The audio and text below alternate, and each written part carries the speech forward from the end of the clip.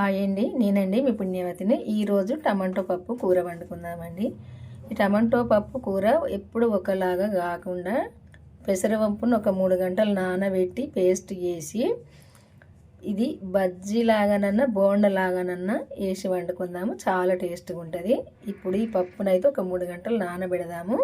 నానబెట్టి ఇట్లా ఈ పప్పును తీసుకొని నీళ్ళు వంపుకొని కొంచెం బరకగా పట్టుకోవాలి మిక్సీ. ఇప్పుడైతే ఇది పట్టిన మిక్సీ కొంచెం సాల్ట్ వేసి నూనె పోసుకొని ఇవి మనము బోండల్లాగా వేసుకోవాలి. ఇట్లా సరిపోను నూనె అయితే పోసిన కూరకు. ఇది కూర ఎట్లా వండుకోవాలి అని మొత్తం చూడాలంటే మన ఛానల్కి వెళ్ళి వీడియో చూడండి. ఇదైతే షార్ట్ వీడియో అయితే ఇప్పుడు చూపిస్తాను మీకు. తాలింపు దోరగా వేపుకుందాము.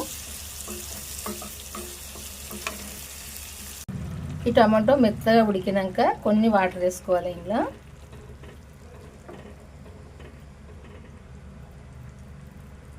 టమాటో దగ్గర ఇట్లా ఉడికినాక కొంచెం వాటర్ వేసుకోవాలి. కొంచెం వాటర్ వేసుకొని ఇంకా కొద్దిసేపు ఇది ఉడకనియాలి.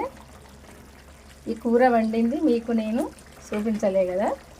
చూపించాలంటే ఈ షార్ట్ వీడియోలో టైం సరిపోదు, మనందరికీ తెలిసిందే. చూడాలి, మీరు వండుకోవాలనుకుంటే మన ఛానల్కి అయితే వెళ్ళి వీడియో చూడండి. వీడియో చూసినప్పుడే తెలుస్తుంది ఎట్లా వండుకోవాలన్నది.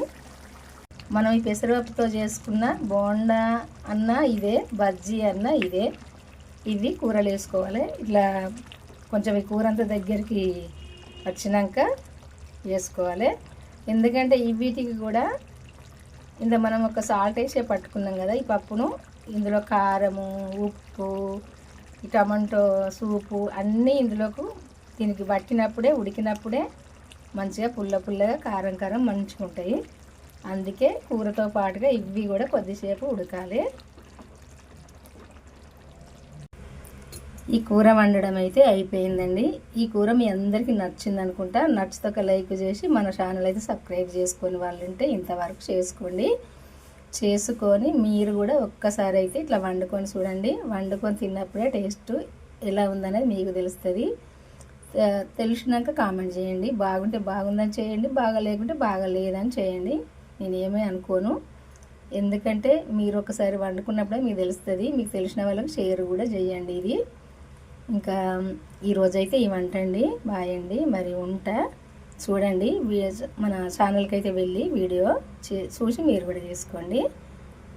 ఇందులో దాదాపు సగం వరకు అయితే ఉంటుంది ఈ వండింది. ఇంకా మొత్తం చూడాలంటే వీడియోకి వెళ్ళండి. బాయ్ అండి, ఉంటా మరి.